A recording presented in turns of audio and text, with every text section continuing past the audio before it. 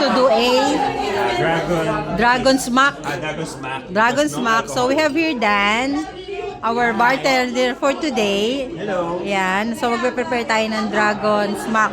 So using dragon fruit, basil, and lemon. Okay. ginger. And ginger. Importante ang ginger kasi nga, especially sa mga masasakit ang lalamunan. Pero hindi niyo kailangan ng Splenda naman. No. So, medyo mas Optional, yes.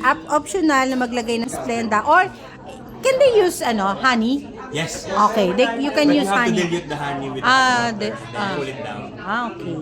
Yun po. And then, so instead of using, we're supposed to use soda water, but now we're using Sprite. So, easy access. Easy access kasi yung available lagi Pero sa siya naman market. yung pinaka-healthy sa lahat na available. Okay. So, ayan, atin siyang, what do you call that? Muddler. Muddler. So, Crush it. you crush it daw.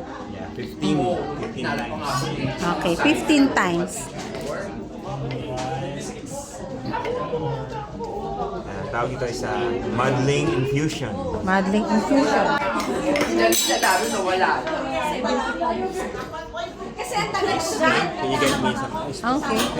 One ice. Ice. Okay. Let's do the ice. Konti lang. Lagyan natin ng ice pero konti lang. So put more Sprite. Ayan. And that's it. You have your own dragon fruit smack.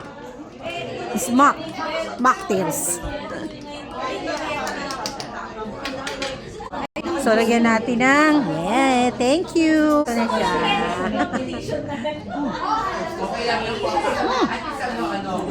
Masarap. Nice. Thank you. Thank you, ma'am. Thank you.